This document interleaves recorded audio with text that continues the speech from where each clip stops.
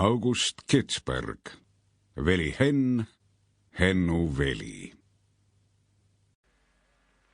Kevadine päike oli lumememmele pisarad silme ajanud ja missugused veel. Memm nuttis ja nuttis nii, et ta pisarate kätte sulas. Miks ta ei pidanud nutma? Tema valitsus oli sekspuhuks otsas.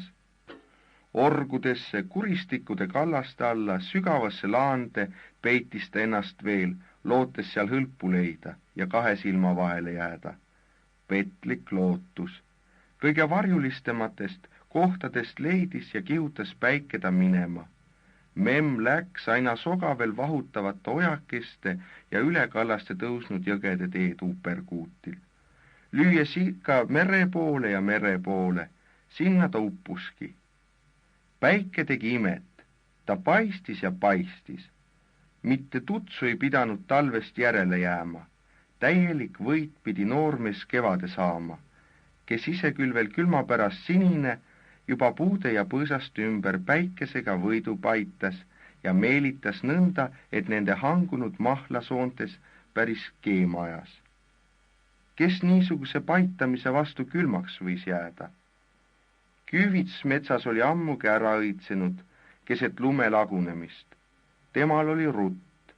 Temal oli vaja ära õitseda, enne kui lapsed metsa pääsesid. Tema oli kihtine.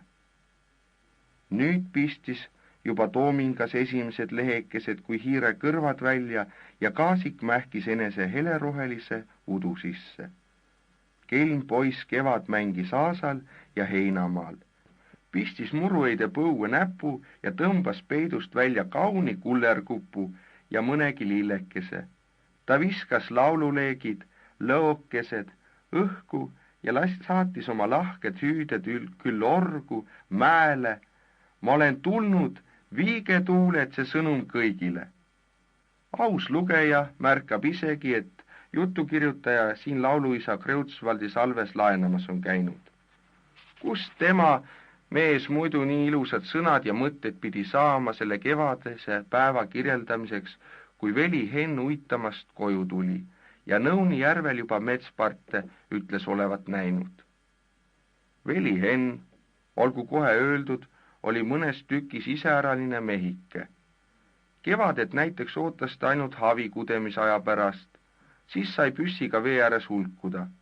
Vett vaatas ja veeloomi püüda ta armastas. Tuld armastas ta ka, ehk muidu küll need kaks asja kokku ei sünni. Tema võis tundide kaupa küdeva reheahju ees istuda ja leek. Sample complete. Ready to continue?